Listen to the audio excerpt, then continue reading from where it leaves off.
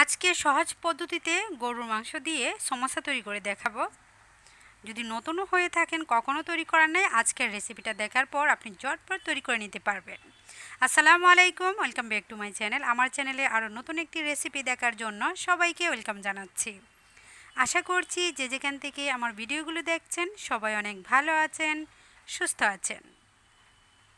সমোসা কম বেশি আমরা সকলেই পছন্দ করে থাকি। বাচ্চাদের জন্য এই খাবারটি প্রিয় একটি খাবার। সকালে অথবা টিফিনে, বিকালে যে কোনো নাস্তা হিসেবে বাচ্চারা ভীষণ পছন্দ করে থাকে।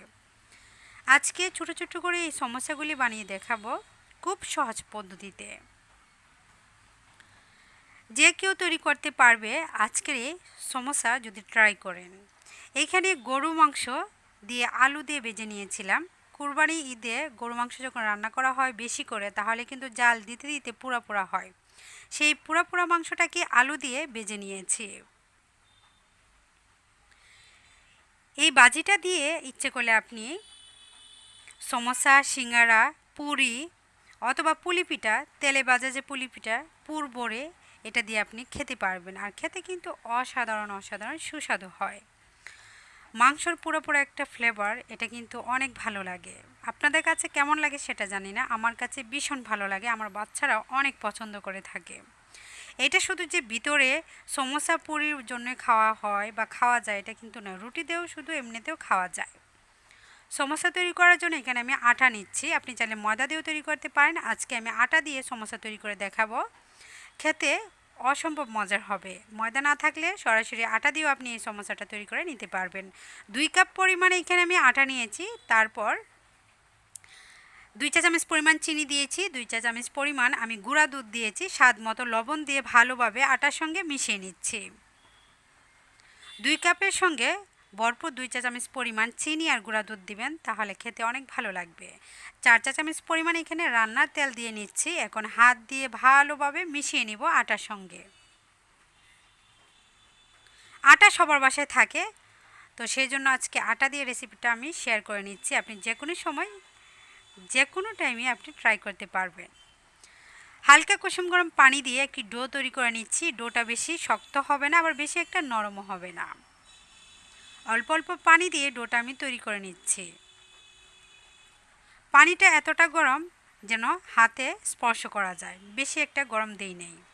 তো ভালোভাবে আমি মতে নিয়ে তারপর উপর দিয়ে তেল দিয়ে আমি একটু ডলে ডলে রেখে দিচ্ছি। রেস্টে রেখে দিলে খুব সুন্দর সফট হয়ে থাকবে, তখন রুটিটা বানাতে সুবিধা হবে এবং তখন বেজে নিতেও অনেক অনেক ফুলকো হবে, মচমচে হবে। তো কিছুক্ষণ রেস্টে রাখার পর কালারটা একটু পরিবর্তন হয়েছে এবং তুলতুলে নরম হয়েছে। ছোটো ছোটো করে লেচি কেটে নিব। আমি যেহেতু ছোটো করে বানাবো সেই জন্য অল্প অল্প লেচি করে নিচ্ছি আর রুটিটা পাতলা করে বানিয়ে নিব। আমি আজকে 4টি রুটির সমোসা তৈরি করে দেখাবো। 4 4 16টি সমোসা তৈরি করব। তো এইখানে লেচি অনেকগুলি আছে, আমি 4টা দিয়ে আজকে আমি রেসিপিটা শেয়ার করে নিচ্ছি। আর অন্যগুলি আমি অন্য আরেকটি রেসিপি তৈরি করব। রুটি যেভাবে সাধারণত তৈরি করে থাকি সেভাবে, তবে একটু পাতলা আর একটু বড় হবে। যেহেতু একটি রুটি দিয়ে 4টি সমোসা তৈরি করব, সেজন্য রুটিটা পাতলা করে বড় করে নিচ্ছি। তারপর চামচের পিছনে যে অংশটা সেটা দিয়ে কেটে নিয়েছি। দেখুন কতটা পাতলা, আমি একটু উঠিয়ে দেখাচ্ছি। এখন 4টি বানাবো। মাঝখান বরাবর আমি গোস্তের পুর এখানে দিয়ে দিচ্ছি।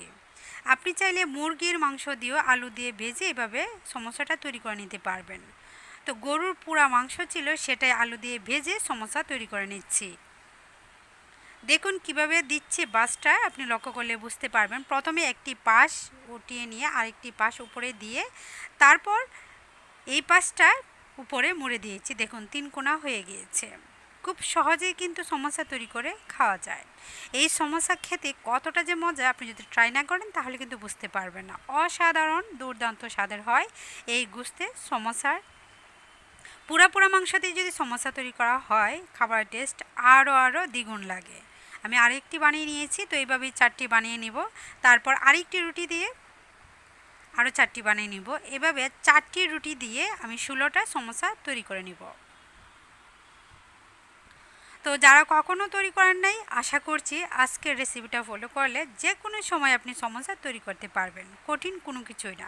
এখানে আমি আটা বা ময়দা কোনোটাই ব্যবহার করছি না, শুধু তেল দিয়ে তারপর রুটিটা বড় করে নিচ্ছি।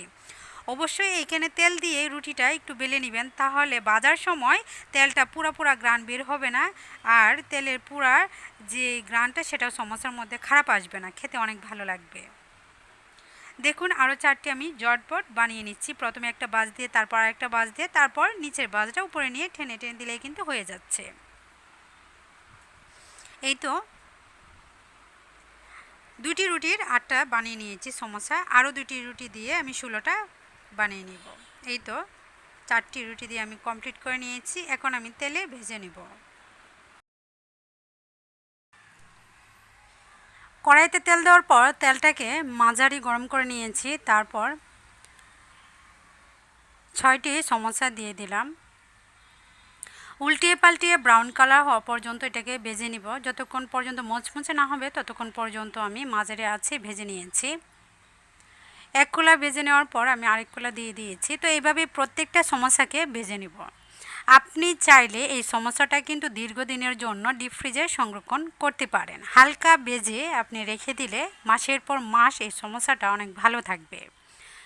এই সমোসাটা ডিপ ফ্রিজ থেকে বের করে তারপর তেলে ভেজে আপনি আপনার বাচ্চাদেরকে টিফিনে পরিবেশন করে দিতে পারেন, অথবা মেহমান আসলে মেহমানকেও ঝটপট ভেজে পরিবেশন করে দিতে পারেন।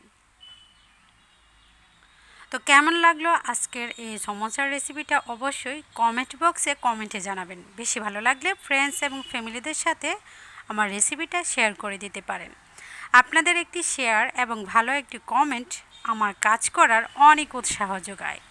আজকের মতো আমি এখানেই বিদায় নিয়ে নিচ্ছি। নতুন কোনো রেসিপিতে আবারও সবার সঙ্গে দেখা হবে। সে পর্যন্ত সবাই ভালো থাকুন, সুস্থ থাকুন। আল্লাহ হাফেজ।